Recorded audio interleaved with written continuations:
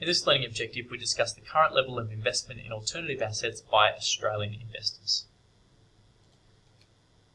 So it's interesting to note that despite the fact that Australia has a very large superannuation industry brought about through compulsory superannuation contributions and the associated long-term investment horizon that we see in the superannuation funds, that there has traditionally been very limited investment in alternative assets across Australia. The one exception to that tends to be Australia's sovereign wealth fund, known as the Future Fund, which does invest significantly in alternative investments and, interestingly, has outperformed its benchmark since inception, which may provide some informal evidence toward the efficacy of these sorts of assets. So if we look at the asset allocation of the Australian Future Fund, we can see that while a lot of the fund is allocated toward traditional asset classes like domestic and global equities,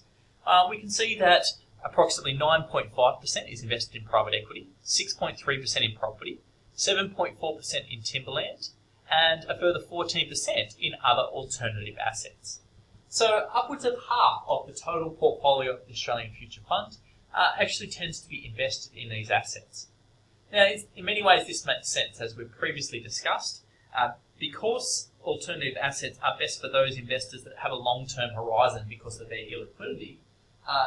sovereign wealth funds like the Future Fund do tend to be the most predominant investors in these assets.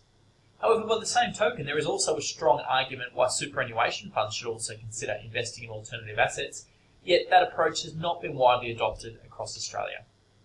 So in terms of the Australian Future Fund, let's consider how this high proportion of investment in alternative assets has affected its performance. Well, what we can see is if we look at the Future Fund's target performance up to the period of December 2014, and we can look at its performance since inception, but also in the previous 7, 5, 3, 1 years, etc.